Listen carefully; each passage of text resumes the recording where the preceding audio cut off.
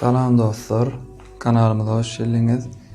Bugünkü videomuzun teması inlik edinmek barada.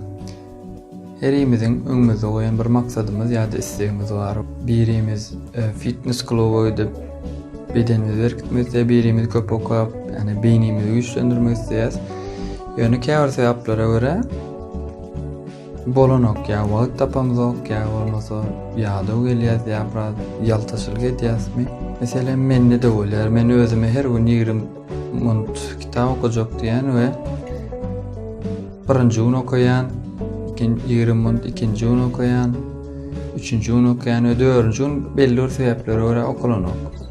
Masalan 5-nji gün bolýar, 5-nji gün aýtýan şu 20 minut okujak diýen we dünkü 20 minutynam goşup 40 minut okujak diýen we 5-nji gün 40 minut okamok. Ondan 6-njy güne geçen indi 1 saat okujak diýen we ýene de öňkü bolşaly 1 minut okulanok. Şeýdip soňa bakan ämetýäs, öz sysymyzy özümiz basýas. Yani men okabilemok, men bunu başaramok, men başga zatlar bilen meşgul olaýyn diýäsäni ruhdan düşýär. Eger sizde de şular ýaly bolýan bolsa, tesiýelerde belläň we şu ýagdaýlara çäre hökmünde kisan metody öğretjek. Birinjisi don't break the chain, yani bütün dünýä belli bolan zynjyry üzme metody. İkincisi we men halaýanym şolar wagtda olanýanym low expectation, yani özüňden garaşlyany kiçelt. Birinji metodumuz o. Mesela A4 kağıt alýarsany bir aýyň günlerini 4 şeklinde şol A4 kağıda yerleştirýäs. Ve aýlaň günlerini, nomurlaryny ýazýas üstünden. Ondan soň etmeli işimiz, mesela men her gün yarım sagatlap maşk etjek diýen maksady goýan bolsam, şonu enlik edinmek isleýän bolsam, birinji gün etdiýän nänim A4 kağıdymy birinji gününi garalaýan. Indi bolly şo günlükçe sen mesela 20 minut maşk etdiň. Ertesi gün ýene de 20 minut maşk etdiň nänim ýene garalaýan, üçüncü gün ýene de etdiň, ýene garalaýan. Şol gitdigiçe bize näme bolýar? Zynjyr hökmüne kömek etýär. Indi zynjyry üzmeň esasy maksady siz näçe üýçük garaltdyňyzça siziň zynjyryňyz şonça güýçlenýär. Siz näçe üýçük garaltdyňyzça siziň zynjyryňyz şonça güýçlenýär we berker bundan soň size şol motivasiýa berýär, size şol güýç berýär. Näçe zynjyryň köp bolsa, siz şol inlik etmäge dowam edýäňiz. Ýöne esasy zady biziň şu A4 ýasan listimizi gözümüzün göräjek ýerine goýas.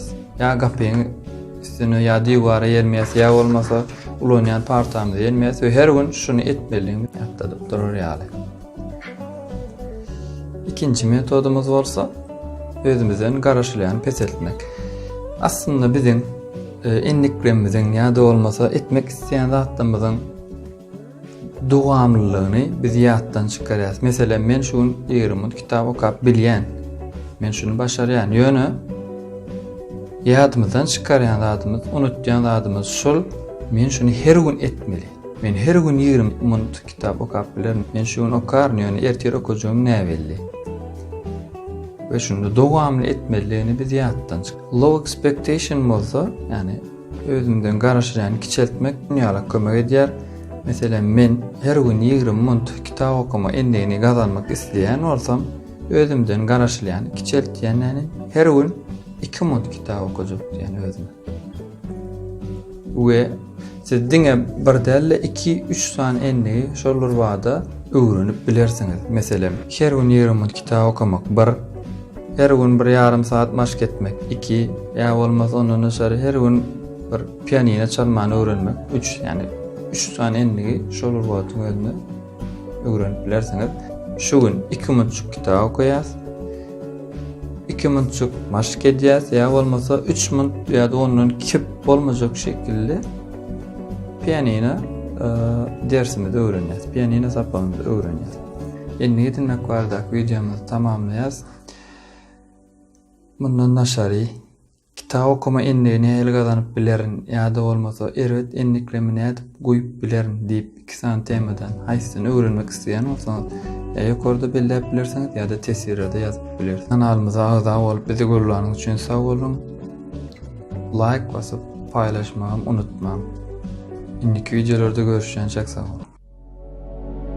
Audio Jungle.